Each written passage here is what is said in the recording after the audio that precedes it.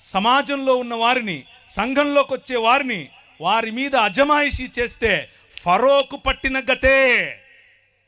ఫరోకు పట్టిన గతే. ఎందుకంటే మన దేవుడు, ఆయన హృదయం ఎక్కడ నలిగిపోయే ప్రజలుంటారో, ఎక్కడ వేయబడిన ప్రజలుంటారో, ఎవరిపైనైతే మీరు ఇంకా ఎక్కువ భారం పెడతారో అక్కడికి గద్ద తన పిల్లలను తన్నుకొని పోయినట్లు వచ్చి తన్నుకుపోతాడు. మన మూతి పళ్ళు రాలుతాయి, మన కొమ్ములు ఇరుస్తాయి. 10 రకాలైన దేవీ దేవతలను చూసుకుని నువ్వు ఎచ్చుకుపోతున్నావు కదా, నీ ఎచ్చులు ఎలా ఇంచాలో నాకు తెలుసు అని చెప్పి 10 రకాలైనటువంటి తెగుళ్ళ ద్వారా వాడి నోరు మూసాడు. రాజ్య నిర్మాణం, రా బయటికి అని అన్నాడు.